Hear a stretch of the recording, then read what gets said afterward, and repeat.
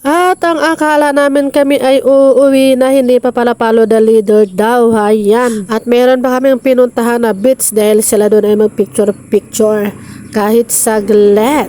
Ang ganda rin ang tanawin dito sa beach na ito, pero hindi ko alam at di ako nakabantay kung anong pangalan ng beach na ito dahil wala akong makitang kanyang pangalan. Problema pa ang kanyang daan. Ito na naman kami sa beach, hindi ko alam saan. Parang aking napansin laang dito sa beach na ito ay merong puno ng tagpuan. Lambitin ka lang. At dahil alam nyo naman ako yung makulit, maraming naglalambitin-lambitin dito. At hayan, meron pa nagpapapicture dito ang kanyang Ojinsay Azo. Ahampak tuloy. At nang matapos ng picture-picture, siyempre, ang akala na naman namin kami ay uuwi. Hindi pa pala, meron pa kaming pupuntahan. Dito pala ito sa Cats Food House. Ayan, lumi-lumi pala.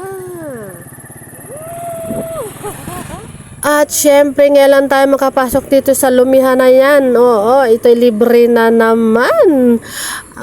Diba? Tara, pasok na tayo kung anong meron dito sa Kids Moon Food House. At habang kami naghihintay ng aming order na lumi, alam nyo naman ako, umiiral na naman ang aking kalikutan, video at ang aking kakulitan. Ano namang ginagawa ng tatlo na ito? Ano yan tinititigan? Ano bang meron dyan? Electric fan. Okay, at hindi nila alam. Ngayon may nakapuna. Hayan, bistado tuloy ako. At mayroon na naman ako ditong biglang naisip at bakit?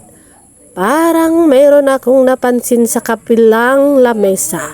Hayan ang mahiwagang pitsil. Okay, galing talaga.